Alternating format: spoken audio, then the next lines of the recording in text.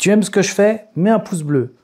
Et si tu veux t'abonner, n'oublie pas de cliquer sur la cloche, comme ça tu auras les notifications pour mes prochaines vidéos.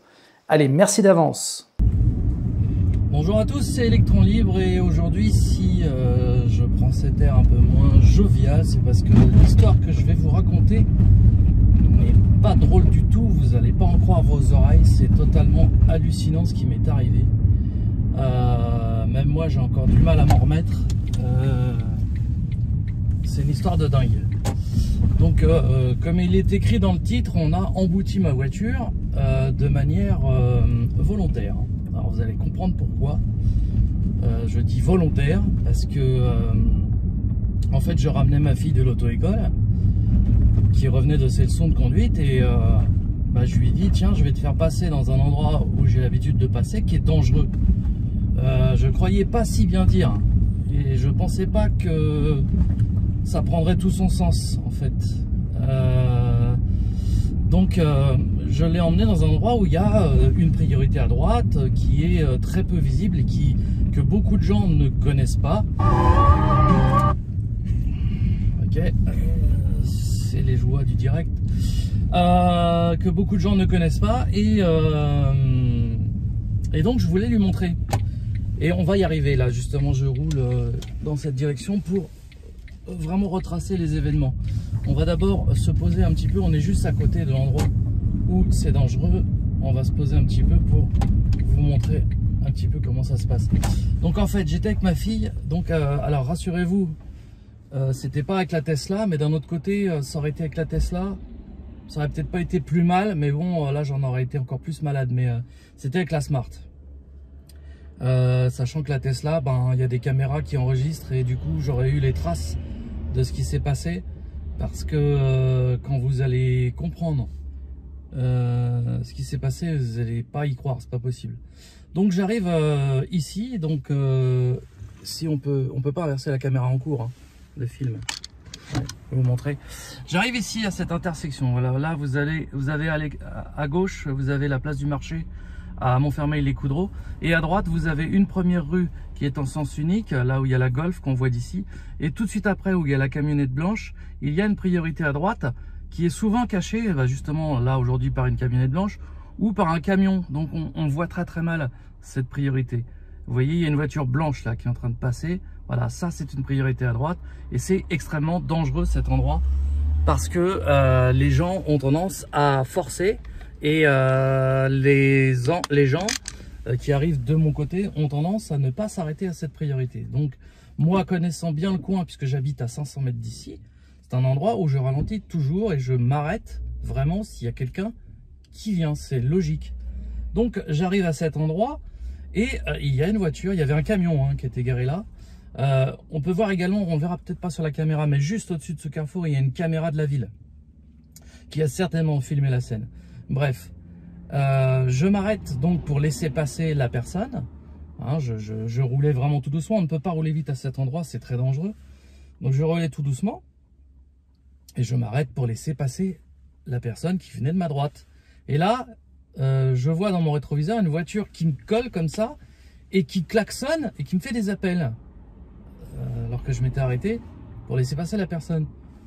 Là, mettez-vous à ma place. J'ai fait quelque chose que je vais vous déconseiller de faire absolument.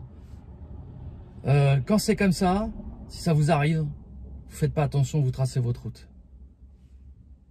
Tant pis, prenez sur vous, mais tracez votre route. Moi, c'est pas ce que j'ai fait. Je suis descendu de la voiture, je suis allé voir la personne et je lui ai demandé qu'est-ce qui se passe. Clairement, je suis descendu, je suis allé voir, j'ai dit mais pourquoi vous klaxonnez, il y a une priorité à droite là, c'est quoi le problème? Et la personne me dit, c'était une dame, masquée, toute seule dans sa voiture avec son masque, me dit je suis de la police, circulez, je suis en mission. Alors là évidemment moi j'ai pas ma langue dans ma poche. Police, pas de problème, vous n'êtes pas au-dessus des lois, que vous soyez de la police ou pas. Si vous êtes de la police et que vous vous déclarez policier, vous me présentez une carte.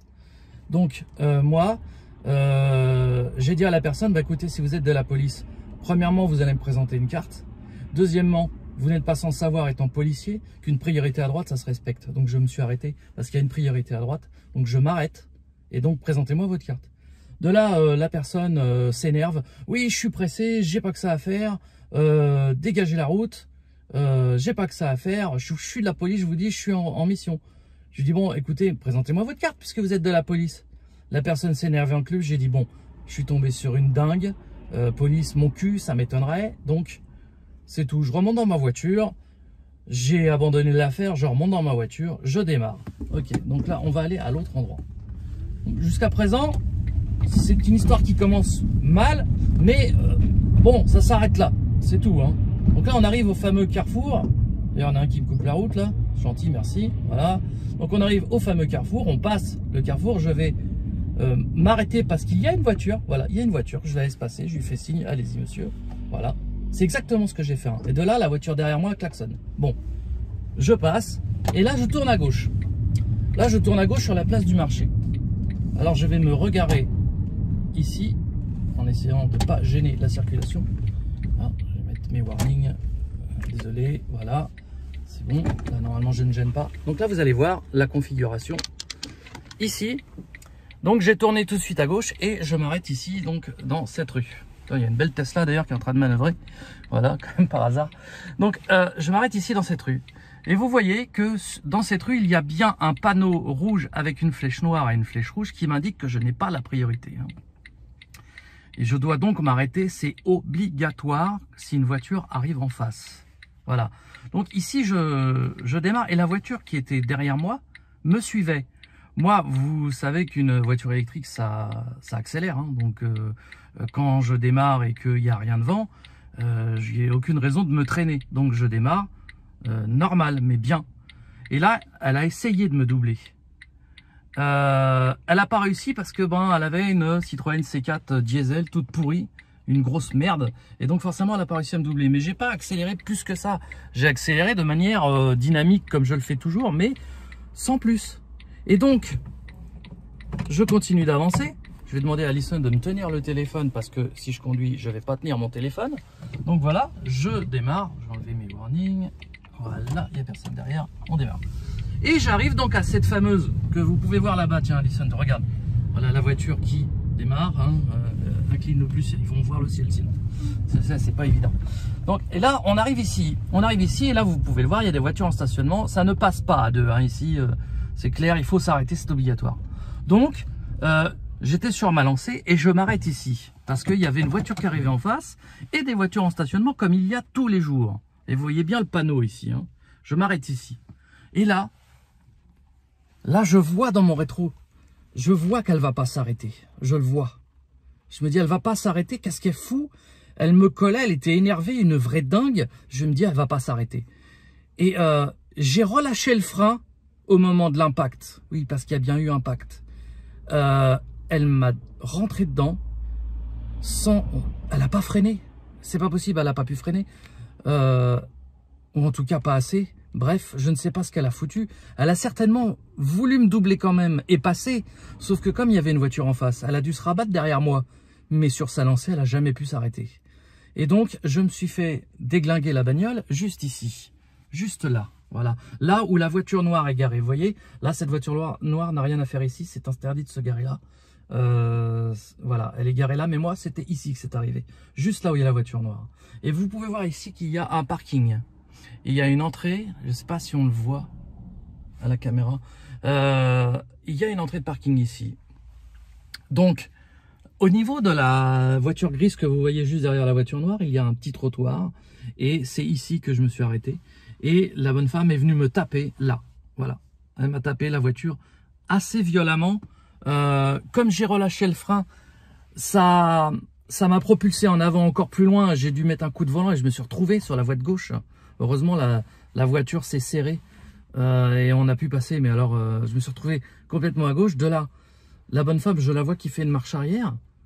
Je me dis, bon, bah, elle se gare. Elle m'a rentré dedans, elle se gare. Non, non, non. Elle se garait pas. Elle a fait une marche arrière. Vous pouvez demander à Alison qui est ici. Elle est encore secouée. Hein. Elle a fait une marche arrière. Donc je reprends parce que le téléphone, apparemment, il a une limite de... Je sais pas, il a coupé tout seul, bref.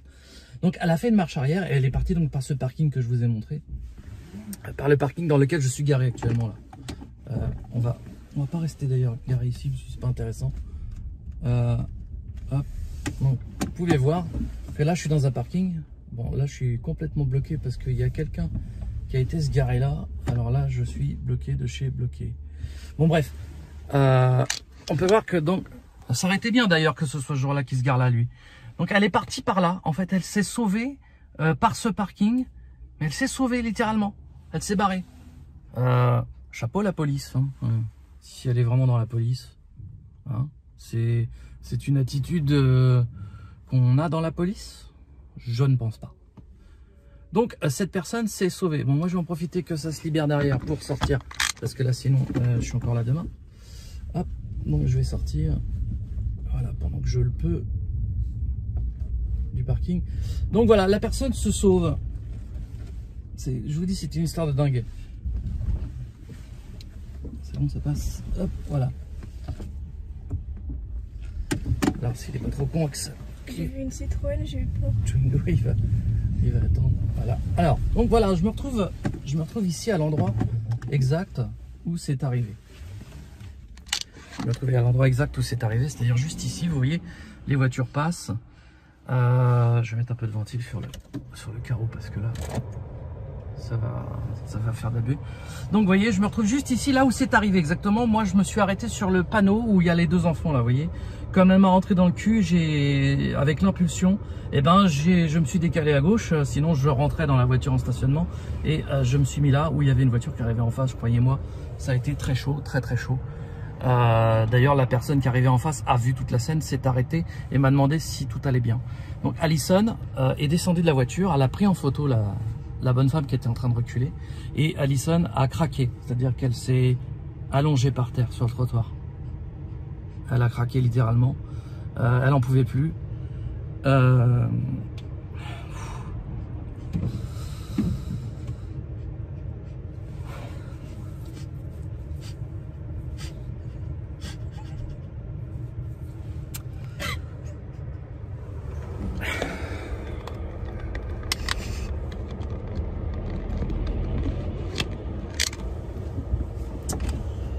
Bref, connasse.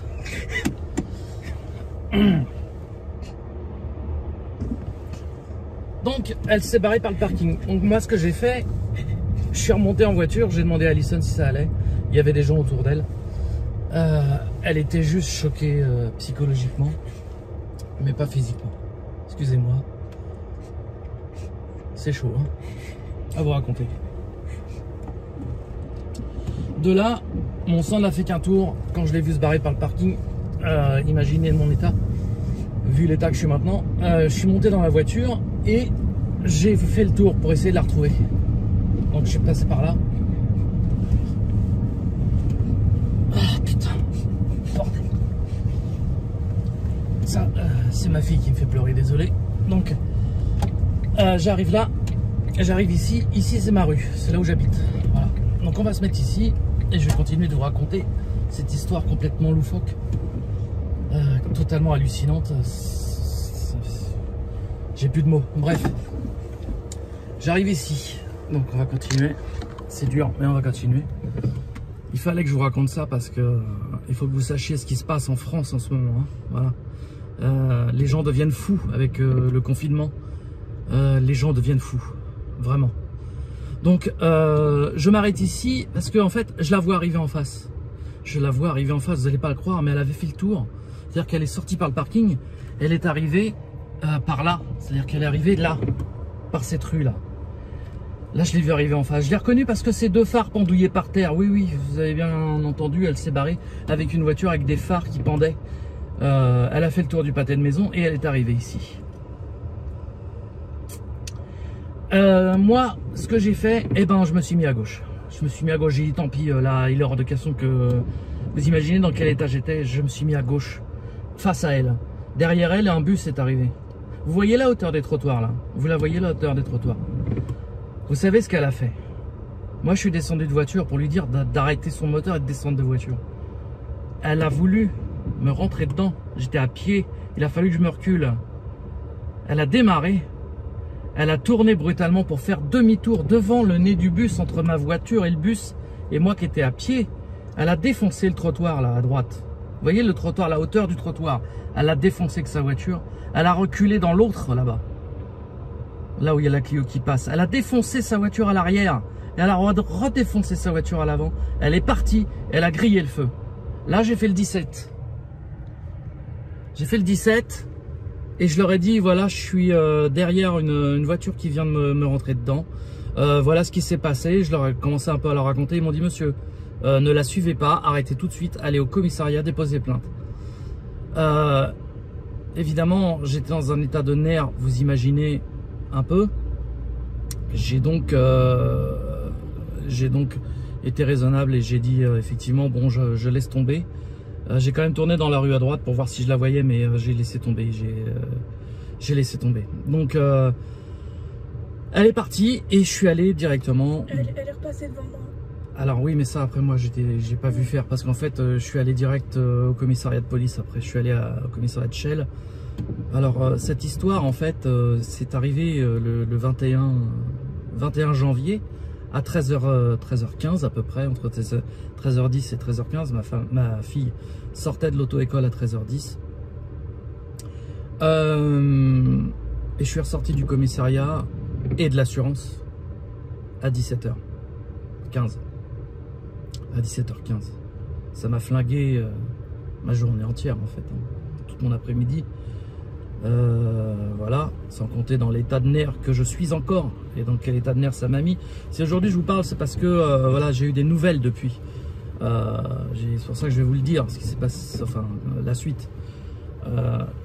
Donc cette personne, quand je suis allé déposer plainte, j'avais la chance que ma fille avait pris en photo. Parce que moi j'ai essayé de sortir mon téléphone, mais j'avais les mains qui tremblaient et j'ai failli le faire tomber. Et voilà, j'ai pas réussi. J'étais dans un état que vous imaginez bien et j'ai pas réussi à la filmer en fait. J'aurais voulu la filmer en train de faire son demi-tour là, mais elle a voulu m'écraser. Un truc de dingue, un truc de dingue. Bref, les gens sont fous, les gens sont dingues.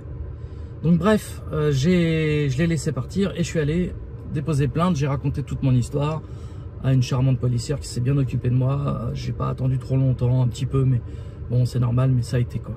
Voilà. C'était long parce que la procédure a été longue à raconter. Il a fallu que je me calme. Voilà. Bref, pendant ce temps-là, ma femme est rentrée d'urgence du travail pour aller rejoindre ma fille, qui était dans un état pas possible. Heureusement, on était à 300 mètres de la maison, donc elle est rentrée toute seule. Et voilà. Avant de partir, évidemment, je m'étais assuré qu'elle allait bien physiquement, qu'elle n'était pas blessée, qu'elle n'avait absolument rien, fort heureusement. C'était le cas. Je savais plus quoi faire. Est-ce que je devais partir et la suivre? Et je savais plus quoi faire. Et il fallait agir vite en plus, parce que si la personne était complètement jetée et pouvait faire n'importe quoi, donc il a fallu agir vite. Donc voilà. Donc je suis allé déposer plainte, la plainte voilà, a été transmise et puis voilà. Et je suis allé à mon assurance déclarer le sinistre. Ils m'ont fait remplir un constat où j'ai bien expliqué ce qui s'est passé. Donc surtout un conseil, quand vous vous faites percuter à l'arrière, si vous êtes le véhicule A et que le véhicule B est la personne qui vous percute, surtout n'oubliez pas de marquer le véhicule B percute le véhicule A à l'arrêt. Hein, voilà, n'oubliez pas de marquer ça, c'est très important. C'est une formule consacrée. Ma belle-mère travaillait dans les assurances pendant 30 ans, donc je sais ce qu'il faut remplir dans les constats.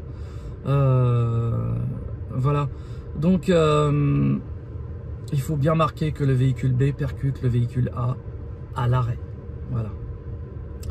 Et donc là, je viens de recevoir aujourd'hui, nous sommes le 28, je viens de recevoir un courrier de l'assurance. Bonne nouvelle, votre voiture est totalement prise en charge. Vos torts ne sont pas engagés dans cet accident. Voilà, donc évidemment, mais comme je n'avais pas d'autres témoins que des photos et des gens qui ne sont malheureusement pas restés sur place, ils ont vu, ils ont même dit à ma fille, mais elle est complètement folle, on l'a vu, elle conduisait comme une folle, mais ils n'ont pas témoigné, quoi. J'avais pas leur nom. Ça m'aurait bien aidé en plus pour appuyer mon dossier. Bon, Peut-être que la police a interrogé la caméra. Alors, là où il y a eu le choc, il n'y avait pas de caméra. Mais 100 mètres plus haut, ils ont, comme j'aurais raconté toute la scène, et donné tous les noms des rues, j'aurais donné tout sur un plan, exactement où ça s'est passé. Ils ont peut-être regardé, je ne sais pas. En tout cas, la personne n'est certainement pas de la police.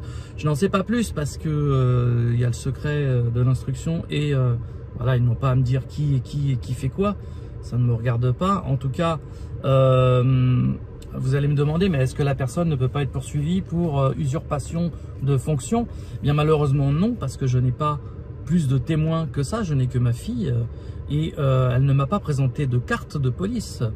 Si elle m'avait présenté une fausse carte de police, ça aurait été bien plus loin parce qu'ils auraient fait une recherche pour retrouver cette fausse carte de police. Mais non, justement, elle ne m'a pas présenté de carte de police. Vous savez ce qu'elle m'a présenté? Non mais là, vous allez être fou. Ah oui, parce que j'ai oublié ce petit détail. La personne, pour me dire qu'elle était policière en mission, m'a sorti une attestation de sortie. Je suis en train de gêner le bus. Il s'est arrêté encore. Je suis en train de gêner le bus, je ne vais pas rester garé là, parce que là je suis sur l'arrêt de bus en fait. Voilà, donc je ne vais pas l'embêter, le monsieur, voilà. Donc, vous voyez, alors, aussi fou que ça puisse paraître, cette personne m'a sorti une attestation de sortie. À 13h15, une attestation de sortie. On n'est pas en confinement, déjà. Et puis, enfin, quand vous dites que vous êtes policier, ben, vous sortez pas une attestation de sortie. Enfin... Moi, un policier me demande mon attestation. Un policier me demande une attestation de sortie. Je la présente. Mais un policier ne présente pas à un civil, même je suis assermenté d'État, mais ne me présente pas une attestation de sortie. Mais qu'est-ce que c'est que ces conneries?